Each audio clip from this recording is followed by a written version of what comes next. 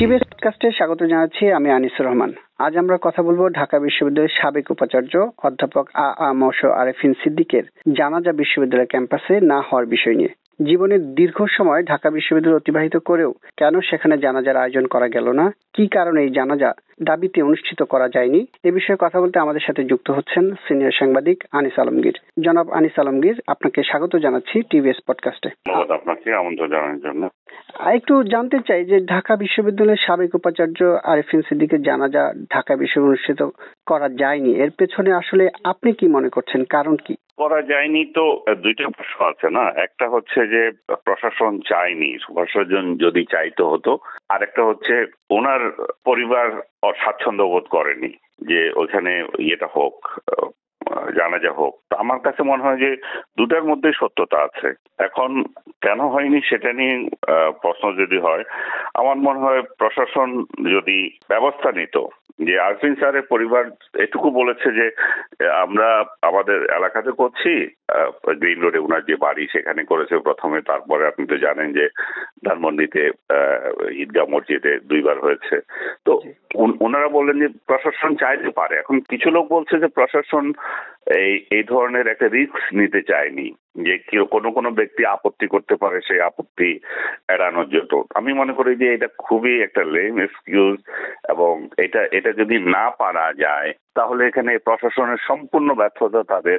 কারণ একটা বিশ্ববিদ্যালয় যিনি 50 বছর সময় দিলেন, যেখানে 2বার উনি ভিসি ছিলেন, ওনার প্রশাসনিক দক্ষতা দিয়ে কোনো প্রশ্ন আসেনি, এবং দলমত নির্বিশেষে উনি মানুষের জন্য কাজ করেছেন। প্রশাসনিক কাজ করতে গেলে 2-4টা ডিসিশন কারোকে অসন্তুষ্ট হতে পারেন, কিন্তু সার্বিকভাবে উনি যে একজন ভালো মানুষ, উনি যে লেজুর ভিত্তিক রাজনীতি আমরা যেটা বলি, যে কোনো একটা দলের হয়ে কাজ করা, একটা দল তো এখন রাজনৈতিক, এখন যে কয়েকজন ভিসি ঢাকা শহরে আছে বা বাংলাদেশে আছে, সবই তো লেজুর ভিত্তিক রাজনীতি করে এগুলো নিয়োগ পেয়েছে, এখন ইনক্লুডিং আমি নাম বলার দরকার মনে করছি না এখন। তো এখন উনি তো ভিসি হওয়ার আগে থেকেই আওয়ামী লাইনের রাজনীতি করে আসছেন। স্বাভাবিকভাবে উনি যদি ভিসি হয়ে থাকেন তাহলে সেখানে ওই সরকারের আশীর্বাদ ছিল, সেটা তো একটা লোকের কপালের ইয়ে হতে পারে না, মানে খারাপ লিখন হতে পারে না যে আমাকে অমুক কেন আশীর্বাদ দিল। ওনাকে আপনি মূল্যায়ন করবেন ওনার কর্ম দিয়ে, উনি কি কি খারাপ কাজ করে গেছিল, কি ভালো কাজ করেছিল একজন ভিসি হিসাবে। তো আমি মনে করি যে তার জানাজাটা বিশ্ববিদ্যালয় হওয়া উচিত ছিল সাবেক ভিসি হিসাবে। উনি এই বিশ্ববিদ্যালয়ের একজন ছাত্র হিসাবে, উনি ওই বিশ্ববিদ্যালয়ের একটা ডিপার্টমেন্টের চেয়ারম্যান হিসাবে, উনি একজন নাগরিক হিসাবেও সেখানে যেতে পারেন। উনি একজন প্রমিনেন্ট নাগরিক হিসাবে ঢাকা বিশ্ববিদ্যালয় ওই মসজিদে উনার জানাজা হতে পারেন। এইটা বিশ্ববিদ্যালয় প্রশাসন যতভাবেই বুঝাক, আমি মনে করি যে তাদের সম্পূর্ণ ব্যর্থতা, এবং যদি পরিবার রাজিও না হয়, উনাদের জোর করে হলেও আনা উচিত ছিল যে এখানে করতে হবে, কারণ ওনার এটা হক আছে এই বিশ্ববিদ্যালয়ে আসার। সেটুকু না দিয়ে তারা আসলে নিজেদের দায়িত্ব এড়ানোর জন্য এই সমস্ত কথাবার্তা বলছেন। একটা বিষয় আপনি বলছেন যে দুইটা বিষয় হতে পারে, একটা হলো পরিবার আর একটা হচ্ছে বিশ্ববিদ্যালয়ের প্রশাসন। এই দুইটা পক্ষের কারোর সাথে কি আপনার কোনো কথা হয়েছে? আপনি একজন সাংবাদিক, আপনার সাথে কি কথা হয়েছে যে কি বিষয়টা আপনার কাছে প্রমিনেন্ট মনে হচ্ছে, আসলে কোন বিষয়টা এখানে কাজ করছে? আমি দুই পক্ষের বক্তৃতায় মিডিয়াতে দেখেছি এবং দুই পক্ষের সঙ্গে আমার দেখা হয়েছে, কিন্তু আমি জানাজার মধ্যে এই সমস্ত আগলি কোয়েশ্চেন করে বিব্রত করতে চাইনি। কারণ আমার সঙ্গে ঢাকা বিশ্ববিদ্যালয় বর্তমান ভিসি দেখা হয়েছে, আমি ওনার সামনেই দাঁড়ানো ছিলাম। ওনাকে যে কিছু ছাত্র বলছে যে আপনি কাজটা ভালো করেননি, আপনার জানাজাও এখানে হতে দেব না, ইনফ্যাক্ট সেই সময়ও আমি ওনার পাশে দাঁড়ানো। আমি বরং আমরা কয়েকজন বললাম যে এখন এগুলো রাখেন, এইসব না বলি আমরা। তো আমার মনে হয় যে তখন তো ওনাকে এটা বলার দরকার। আমি মনে করি নাই যে ওনাকে এটা নিয়ে ওনার কাছে জানতে চাওয়া, কারণ আমি দেখেছি যে আরফিন স্যারের কবরে ফুল দিয়ে উনি ফুল দেওয়ার জন্য উনি দাঁড়িয়ে আছেন, সেটাও খুব বিব্রতকর অবস্থায় একা একা দাঁড়িয়ে আছেন। চারপাশে আছে সত্য, কিন্তু ওনাকে স্বতঃস্ফূর্ত দেখা যাচ্ছিল না, বা আমি বলবো কিভাবে বলবো আমি জানি না। এটা স্বতঃস্ফূর্ত থাকা মানে হচ্ছে যে একটা জানাজা গিয়ে তো আর কেউ হাসি খুশি তো থাকবে না, কিন্তু যেই ভাবে থাকা দরকার, আমার কাছে মনে হয়েছে যে উনি একটা আনুষ্ঠানিকতা পালন করতে গেছেন, এবং আনুষ্ঠানিকতা সত্যিকার অর্থেই উনি ফুলটা রেখেই চলে এসেছেন। আমরা সবাই মোনাজাত করেছি, উনি করেননি। তো উনার তরফ থেকে উনি হয়তো আমি জানি না উনি কেন এটা করেননি। উনি চাইলে পারতেন। আর উনি যদি চেয়েও যদি না পেরে থাকেন তাহলে এই প্রশাসন ওনার চালানোর আসলে বা এইভাবে একটা বিশ্ববিদ্যালয় চালানো ওনার ওনার না করা উচিত। কারণ আমরা এই হায়নাদের কাছে তো আর নথি স্বীকার করতে পারবো না। আমরা মবের কাছে তো একটা বিশ্ববিদ্যালয়ে নথি স্বীকার করতে পারে না যে মব কি বলবে। সেই জন্য একজন ভিসি সেই ভয়ে একজন প্রাক্তন ভিসির জানাজা অনুষ্ঠান করতে অপারগ ছিলেন। আমি একটু বলি যে ভিসির বিষয়টা বুঝলাম, কিন্তু দীর্ঘদিন যারা তার সাথে কাজ করেছেন তাদের কতজনকে আপনি আসলে দেখেছেন, মানে যারা তাদের সাথে এই ভিসি থাকা অবস্থায় বা ডিপার্টমেন্টে থাকা অবস্থায় দীর্ঘদিন তাদের সহকর্মী ছিলেন, তার সহকর্মী ছিলেন? সেই আমি অনেককে দেখেছি। আর 2-4 জন যদি না গিয়ে থাকে হয়তো তাদের সিকিউরিটি থ্রেটে যায় নাই। অনেকে তো এখন বেরোচ্ছে না যারা আওয়ামী লীগ আমলে ছিল। কিন্তু আমি অনেককে দেখেছি এগুলো ওনার সঙ্গে কাজ করেছেন, যেরকম তেমনি ডিপার্টমেন্টে কাজ করেছে, তেমনি আমাদের ডিপার্টমেন্টেরও ছিল, জার্নালিজম ডিপার্টমেন্টের অনেককে দেখেছি। আমরা যারা ওনার ছাত্র ছিলাম তারাও বিভিন্ন জায়গা থেকে এসেছে। তাদের রাজনৈতিক আইডিওলজিও বর্তমান সরকারের যারা আছে তাদের সাথে যায় না, কিন্তু অনেকে এসেছিল। তো আসছে, এটা ঠিক না যে অনেকে আসে নাই। আর যখন একটা বিশ্ববিদ্যালয় আনুষ্ঠানিকভাবে একটা অনুষ্ঠান করে তখন দলমত নির্বিশেষে সবার আসার সুযোগ থাকে। আর যখন সেটা না হয়, অনানুষ্ঠানিক থাকে, যে যার মতো আসছে, এটাতে তো আর আপনি বলতে পারেন না যে অমুক আসে নাই কেন, তমুক এসছে কেন। আপনার কথা সূত্র ধরে যদি বলি, আপনি বলছেন যে মানে পরিবার না চাইলেও বিশ্ববিদ্যালয়ে তার দীর্ঘদিনের সহকর্মীকে আসলে জানাজাটা ঢাকা বিশ্ববিদ্যালয় আয়োজন করতে পারতো নিজেদের চেষ্টায়। এই জায়গার একটা ব্যর্থতা দেখছেন? হ্যাঁ, এটা তো ব্যর্থতা আমি দেখছি, কিন্তু পরিবারও তো না করে নাই। পরিবারের যে ভাষ্য মিডিয়াতে এসেছে সেটা হচ্ছে তারা চাইলে করতে পারেন, কিন্তু আমরা দায়িত্ব নিচ্ছি না। কিন্তু প্রশাসন কি তাহলে অপেক্ষা করছে যে ওনার পরিবার একটা লিখিত অনুমতি দিবে, যান আপনারা আয়োজন করেন? এটা তো হয় না। উনি তো যে সেই ব্যক্তি না যে তার জন্য আবেদন করতে হবে আর তাকে নিতে হবে। তাকে ঢাকা বিশ্ববিদ্যালয়ে না নিলেও তার কি ক্ষতি যাচ্ছে? উনি তো একজন মৃত ব্যক্তি, ওনার কি আসে যায়? এবং ওনাকে যদি না নেওয়া হয়, ওনাকে অসম্মান করা, এটা তো আমি দেখি যে বিশ্ববিদ্যালয় নিজে অসম্মানিত হওয়া।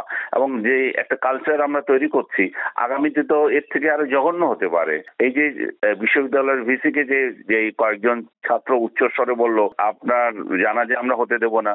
আমি তো জানি না ওনার জানাজা আল্লাহ কোথায় কি রেখেছে, আমি আমার জানাজা কোথায় কি রেখেছে জানি না। কিন্তু তার আগে যদি এই সমস্ত শব্দ শুনি আমরা, আমাদের যদি শুনতে হয় একজন বিশ্ববিদ্যালয়ের ভিসিকে, তার মানে কি আমরা সোসাইটিকে এমন এক জায়গায় নিয়ে যাচ্ছি, হানাহানির জায়গায়।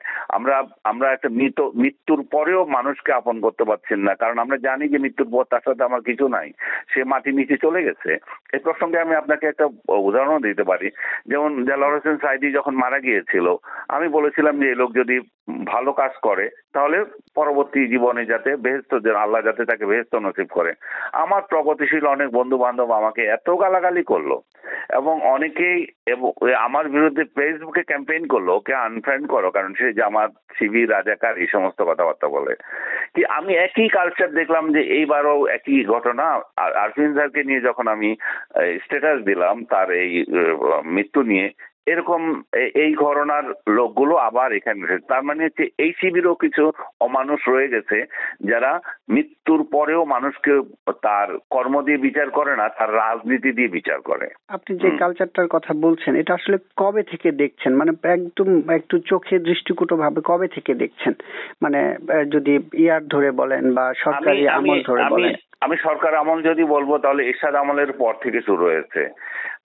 শেখ হাসিনার আমলে, খালেদা জিয়ার আগের আমলে অত বিস্তৃত ছিল না, পরবর্তী আমল থেকে আরো বিস্তৃত হয়েছে, শেখ হাসিনার আমলে আরো বিভক্তি হয়েছে।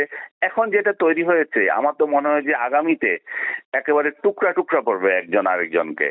এই অপমান, প্রত্যেকটা অপমানের প্রতিশোধ নেবে।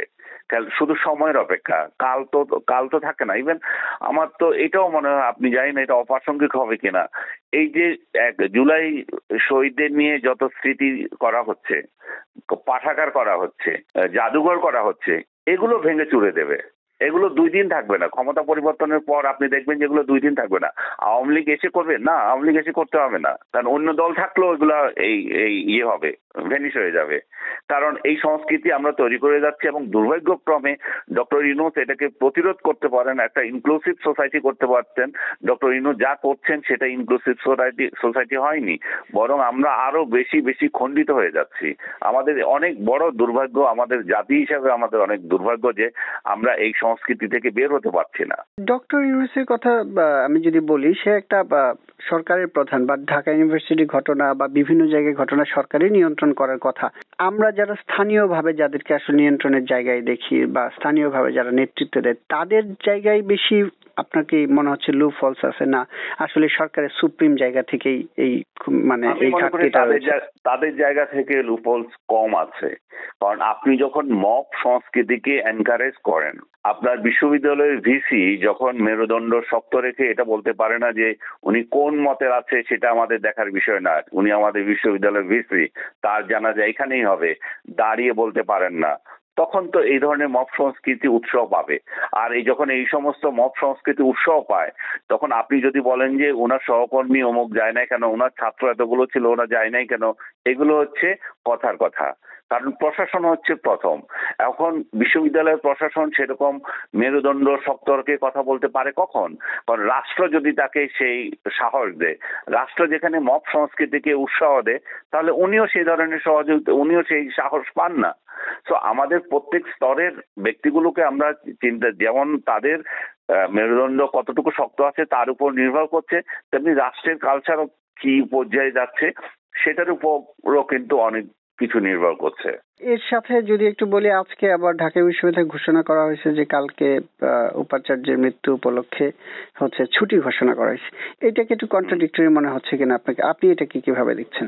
না, এটাকে আমি কন্ট্রাডিক্টরি মনে করছি না। আমি তো শুরুতেই বলছি, বর্তমান বিশ্ববিদ্যালয়ের ভিসি এমন তো নয় যে ওনার সঙ্গে ব্যক্তিগত শত্রুতা আছে সেই জন্য উনি এগুলো করেননি। উনি একটু প্রশাসনিক চক্রে এমন অবস্থায় পড়েছেন যে ওনার ওইটুকু স্ট্যান্ড নিয়ে উনি এটা বলতে পারছেন না যে এটা আমি করব না, কারণ এটা করব বা আমি ঢাকা বিশ্ববিদ্যালয়ে ওনার জানাজা হবে। কারণ এটা, কারণ উনি তো ওনাকে আরফিন স্যারকে অসম্মান করলে উনি ওনার জানাজায় যেতেন না, অসম্মান করলে ওনাকে ওনার কবরস্থানে যেতেন না, উনি অসম্মান করছেন না। আমি বলছি উনি যে চক্রের মধ্যে পড়ে গেছেন এবং মেরুদণ্ড শক্ত করে যে বলার সেটা ওনার নাই। এবং এই যে সামাজিক ভাবে সোশ্যাল মিডিয়া সহ বিভিন্ন জায়গা থেকে যখন এদেরকে ছিছি করা হচ্ছে, তখন বিশ্ববিদ্যালয় ভাবছে যে অবশ্যই আরফিন সিদ্দিকীর মৃত্যুকে উপলক্ষ করে একদিন আমরা ছুটি দেব। সেটাই করেছে, কারণ আরফিন সিদ্দিকী নিজেই তো এই উদাহরণ রেখে গেছেন। মনিরুজ্জামান মিয়া যখন মারা গেছেন, তার আত্মার শান্তি বা যে তার সম্মানে বিশ্ববিদ্যালয় একদিন বন্ধ রেখেছিলেন। উনি এমাজউদ্দিন স্যারের মৃত্যু এবং জানাজা, মৃত্যু যখন হয়েছিল তার জানাজার ব্যবস্থা বিশ্ববিদ্যালয় করেছেন। তারপরে এই যে মনিরুজ্জামান স্যারের ব্যবস্থা করেছেন। তো উনি তো এগুলো দৃষ্টান্ত রেখে গেছেন। তো সেই দৃষ্টান্তের একটা যদি এখানে করা হয় ভালো, সেটা তো আমরা ওয়েলকাম করবো। এটা তো আমি কন্ট্রাডিক্টরি কিছু মনে করছি না। শেষ করার আগে একটা প্রশ্ন করি। আগে দেখতাম যে ঢাকা শহরের আগের আমলে, শেখ হাসিনার আমলে ঢাকা শহরের বা বিভিন্ন জায়গায় যদি বিখ্যাত কেউ মারা যেত, সম্মিলিত সাংস্কৃতিক জোট একটা সম্মান প্রদর্শনের একটা ব্যবস্থা করতো, সেটা শহীদ মিনার বা ঢাকা ইউনিভার্সিটির বিভিন্ন জায়গায়। এই আমলে হয়তোবা সেটা হচ্ছে না। আপনার কি মনে হয় যে এটা মানে না থাকার কারণে এই ঘটনাগুলো, মানে ওই সময়েও যে ঘটনাগুলো ঘটেছে কাউকে কাউকে সম্মানিত করা হয়নি, আবার এই আমলে এটা প্রতিশোধ পরায়ণতার থেকেই হচ্ছে, এরকম কিছু কিনা? না, ওনারা না থাকাটা তো অবশ্যই এক ধরনের শূন্যতা তৈরি হয়েছে এবং এই যে শহীদ মিনারে নিয়ে যাওয়ার যে একটা সংকট তৈরি হয়েছে, এটা যদি ওনারা যদি সচল থাকতেন তাহলে এটা কোনো অসুবিধা হতো না। আপনি যে প্রসঙ্গটা তুললেন শহীদ মিনারে যাওয়া, সেটা নিয়ে কালকে কথা হচ্ছিল। অনেকে আমি যখন একটা স্ট্যাটাস দিলাম, এই জায়গায় লিখলো যে পিয়াস করিমের কি অপরাধ হয়েছিল, আল মাহমুদের কি অপরাধ ছিল, তারা এই ভিসি আরফিন স্যারের ঘটনার সঙ্গে ওই ঘটনাকে মিলাচ্ছে। আমি তো জানাজার কাউকে, ঢাকা বিশ্ববিদ্যালয়ের জানাজাতে কাউকে অসুবিধা হয়েছে বলে আমি দেখি নাই। এখন শহীদ মিনারে যাওয়ার প্রশ্নটা যদি থেকে থাকে, তাহলে পিয়াস করিম নিজেই তো শহীদ মিনারে যাওয়ার বিশ্বাসী ছিলেন না, আমরা তখন সক্রিয় ছিলাম। তো যে লোক শহীদ মিনারে যাওয়া বিশ্বাসী না, তাকে শহীদ মিনারে নিয়ে যাওয়া হচ্ছে একটা রাজনৈতিক হাঙ্গামা করা। এবং সেটা যদি তার পরিবার যদি মেনে নেয় যে না না তাকে নেওয়ার দরকার নাই, তাহলে সেটা করা উচিত ছিল। আর যদি তার পরিবার যদি বলে যে না, তাকে বিশ্ববিদ্যালয় শহীদ মিনারে নিতে হবে, তাহলে এটা নিতে যাওয়া উচিত ছিল, কারণ উনিও এই সোসাইটির একটা বড় ধরনের বুদ্ধিজীবী। তারপরে আপনি যদি আর যে আল মাহমুদের কথা আসলো, আল মাহমুদকে কেন নিয়ে যাওয়া হয় না? আল মাহমুদ নিজেই বললো যে এই বিশ্ববিদ্যালয়গুলো হচ্ছে ডাকাতের গ্রাম। তো এই ডাকাতের গ্রামে উনাকে কে নিয়ে আসবে? উনার পরিবার যদি চাইতো নিয়ে আসতে পারতো, কিন্তু সেই সময় যারা সম্মিলিত সংস্কৃতি জোটে ছিলেন, তারা যদি রাজনৈতিক বিবেচনায় ওনাকে যদি না নিয়ে এসে থাকেন, সেটা অবশ্যই অন্যায় হয়েছে। এই ধরনের অন্যায়কেও তো আমরা সাপোর্ট করতে পারি না। আমরা মনে করি যে যার যা মর্যাদা তাকে সেটা দিতে হবে। এটা তার রাজনৈতিক আদর্শ ভিত্তিক নয়। আমরা এমন কোন সোসাইটি তৈরি করতে চাই না যে মৃত্যুর পরে ও মানুষকে বিবেচনা করব। ইভেন সোসাইটিতে আসলে আমরা না চাইলেও তো হচ্ছে, কারণ আমরা বিরুদ্ধ মতের লোকদের জানাজাতেও শরিক হতে পারছি না। আমরা সোশ্যাল গ্যাদারিং এ যদি শরিক হয়ে থাকি, সেই ছবি দিয়ে বলছে যে দেখো দেখো এরা এখন মিলে গেছে। আমাকে কেউ একদিন দাওয়াত দিল, সেই জায়গায় যদি আমার ভিন্ন মতের লোক থাকে, সেটা নিয়ে আবার টিটকারি করা হয়েছে। ইনফ্যাক্ট সেগুলোই করা হয়েছে। পাকিস্তান এমবাসি আমাকে দাওয়াত দিয়েছিল যে হাই কমিশনের একটা জাতীয় দিবসে, সেখানে আমার সেই ছবি দিয়ে আমার বিরুদ্ধে ক্যাম্পেইন করা হয়েছে। সে হচ্ছে আইএসআই এর এজেন্ট। কয়েকদিন আগে দেখলাম যে রুমিন ফারহান, শাওন সহ আরো কয়েকজন নায়িকা এবং সাংবাদিককে ফ্রান্স এমবাসি দাওয়াত দিয়েছিল। সেই ছবি যখন প্রকাশিত হয়েছিল, সেটা তো একই কথা বলেছে। এরা একই মেন্টালিটির লোক। এরা সোশ্যাল গ্যাদারিং এর বিরুদ্ধে ফতোয়া দিচ্ছে, এরা মৃত্যু লোকের বিরুদ্ধে ফতোয়া দিচ্ছে, এরা যা ইচ্ছে তা করছে। বিষয়টা কি তাহলে এরকম হয়ে গেছে যে আসলে রাজনীতির ঊর্ধ্বে উঠে সামাজিক সম্পর্কগুলোকে আসলে টিকিয়ে রাখা একটা কঠিন চ্যালেঞ্জের মুখে পড়ছে?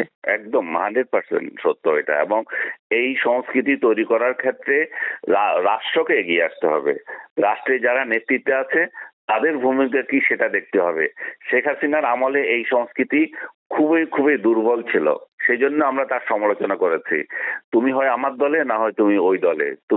তুমি হয় আওয়ামী লীগ করো, তাহলে তুমি মুক্তিযোদ্ধা, আর আওয়ামী লীগ না করলে তুমি রাজাকার। সেই সংস্কৃতি এখনো বিস্তৃত হয়েছে। এখন তুমি আওয়ামী লীগ করো, তার মানে হচ্ছে তো তুমি খারাপ, খুব খারাপ। আর তুমি যদি এনটি আওয়ামী লীগ হও, রাজাকার হও, যা ইচ্ছা তা হও, কোনো সমস্যা নাই। তো এই সংস্কৃতি থেকে আমাদের বের হয়ে আসতে হবে। আমি যে ডক্টর ইউনূসকে অভিযুক্ত করেছিলাম এবং আপনি সেখানে বাধা দিচ্ছেন, এই একই জিনিস।